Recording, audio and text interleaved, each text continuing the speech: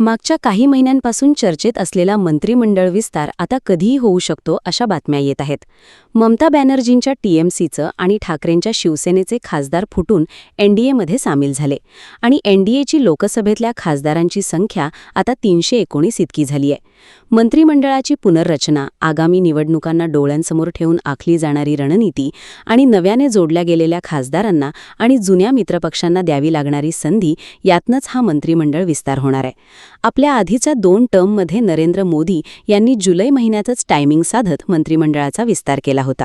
तोच पॅटर्न आता देखील दिसून येईल असं सांगितलं जातंय. पण या मंत्रिमंडळ विस्तारातनं महाराष्ट्राच्या हाती काय लागणार आहे? महाराष्ट्राच्या राजकारणातनं बॅकफुटला गेलेले विनोद तावडे यांची केंद्रीय मंत्रिमंडळात एंट्री होणार आहे का? ऑपरेशन टायगर राबवणाऱ्या एकनाथ शिंदेच्या हाती नेमकं काय लागणार आहे? आणि महत्त्वाचं म्हणजे मोदींच्या केंद्रीय मंत्रिमंडळातनं कोणाला डचू मिळणार आहे? पाहूयात आजच्या या व्हिडिओच्याच माध्यमातून.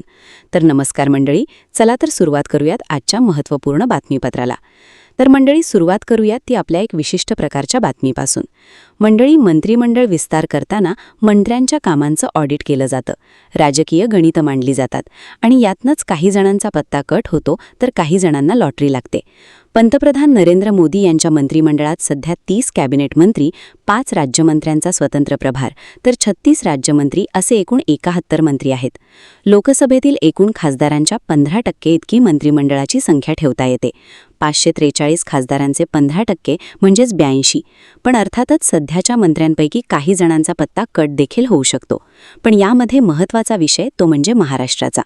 2024च्या लोकसभा निवडणुकीत महाराष्ट्रातनं सत्ताधारी एनडीएचे 17 खासदार निवडून गेले होते.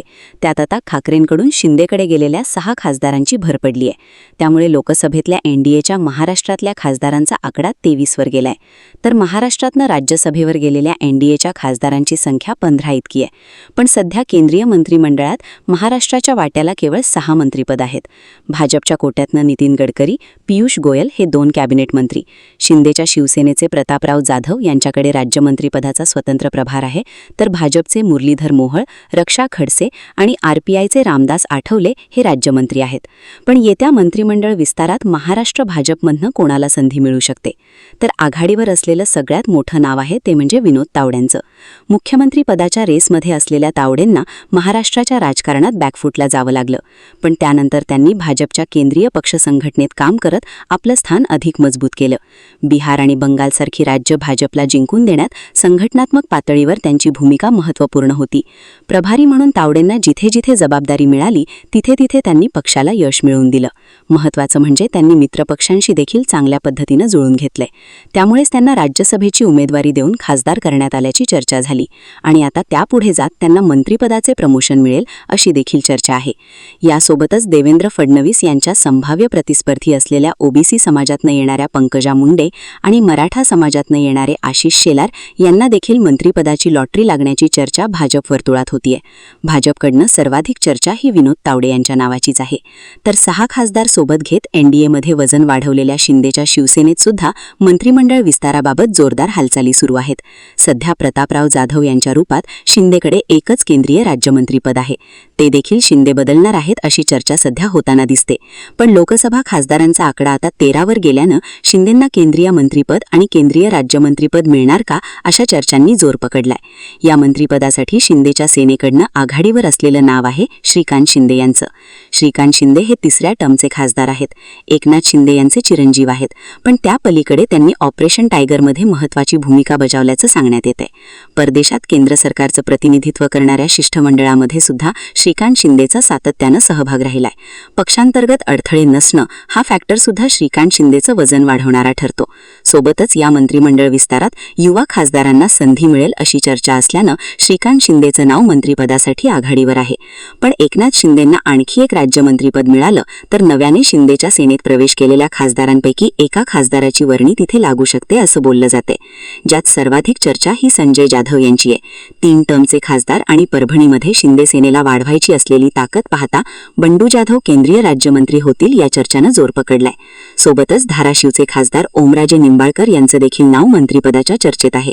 वडिलांच्या खून प्रकरणातला निकाल हा विरोधात गेल्यानंतर एकनाथ शिंदेंनी दिलेला सोबत राहण्याचा शब्द, ओमराजे माघारी फिरले तर ऑपरेशन टायगर फेल जाण्याची शक्यता, या सगळ्या गोष्टी पाहता ओमराजे निंबाळकर यांचा देखील केंद्रीय राज्यमंत्रीपदासाठी विचार होऊ शकतो. कारण यातनं एकनाथ शिंदे एकाच वेळी ठाकरे आणि भाजपला शह देऊ शकतात.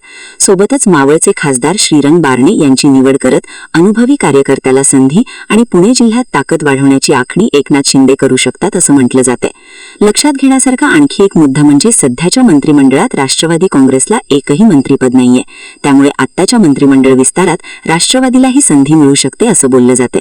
यामध्ये पार्थ पवार, प्रफुल्ल पटेल यांच्या नावाचा विचार सुद्धा होऊ शकतो असं म्हटलं जाते. पण या सगळ्यांमध्ये सुनील तटकर यांना देखील मंत्रिपदाची संधी मिळू शकते अशा चर्चा होत आहेत.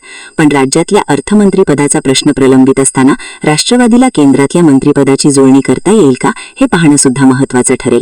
आणि जर राष्ट्रवादीला राज्यमंत्रीपद दिलं तर राष्ट्रवादी ते घेणार का की कॅबिनेट मंत्रिपदाचा हट्ट करणार, याची देखील चर्चा केंद्रीय मंत्रिमंडळात होतीये. आता हे झालं मंत्रिमंडळात होणाऱ्या एंट्रींचं. आता बोलूयात एक्झिटबद्दल. वाणिज्य मंत्री पियुष गोयल हे मोदींच्या जवळचे म्हणून ओळखले जातात. त्यातही मारवाडी समाज आणि मुंबईची पार्श्वभूमी असल्यानं गोयल यांचा पत्ता कट होण्याच्या शक्यता या कमी आहेत. आता रामदास आठवले यांना असलेला दलित समाजाचं पाठबळ आणि भाजपच्या सोशल इंजिनिअरिंगची पद्धत पाहता त्यांचं देखील मंत्रिपद शाबूत राहण्याची शक्यता आहे. रक्षा खडसे या महिला चेहरा आणि उत्तर महाराष्ट्रातनं येणारं नाव असल्यानं प्रादेशिक समतोल राखण्यासाठी त्यांचं मंत्रिपद कायम ठेवलं जाऊ शकतं. पण दुसऱ्या महिला नेत्याला संधी देण्याचा विचार झाला तर रक्षा खडसेचा पत्ता कट होऊ शकतो. आता पश्चिम महाराष्ट्रातनं येणारा मराठा चेहरा म्हणून मुरलीधर मोहोळ यांचं वजन आहे. त्यांच्याकडे 2 खात्यांचा पदभार असल्यानं त्यांची पोझिशन आत्ता तरी स्ट्रॉंग आहे. त्यामुळे जर बदल करायचा झालाच तर याच भागातनं मराठा चेहरा म्हणून राज्यसभेवरचे खासदार धनंजय महाडिक यांना पुढे आणलं जाऊ शकतं किंवा पश्चिम महाराष्ट्रातनं ओबीसी चेहरा देण्याचा प्रयोग भाजपकडनं होऊ शकतो. राज्यमंत्र्यांच्या बाबतीत भाजप सामाजिक आणि प्रादेशिक समतोल कसा राखतो हे पाहणं महत्त्वाचं असणार आहे. पण या सगळ्यामध्ये अत्यंत महत्त्वपूर्ण मुद्दा आहे तो म्हणजे नितीन गडकरी यांचं काय होणार.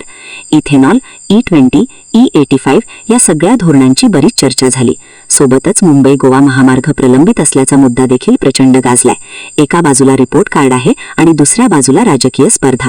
भविष्यात मराठी पंतप्रधान कोण होऊ शकतो यावरती राज्यातले सर्वपक्षीय मंडळी एकमुखाने गडकरींचं नाव घेतात.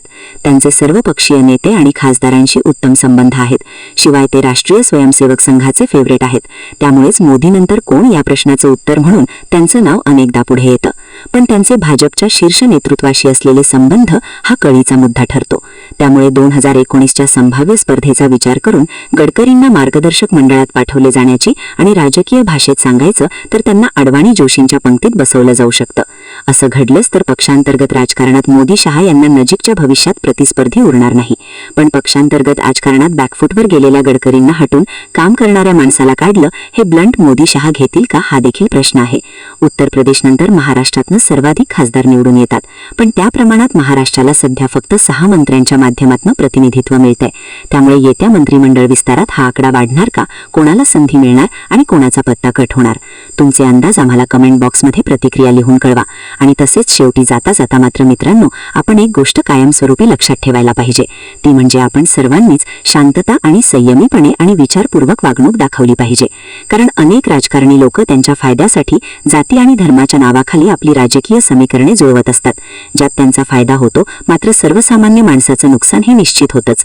मात्र मित्रांनो, आपण संयमाने वागायला पाहिजे आणि बोलतानाही या गोष्टीचं भान ठेवायला पाहिजे.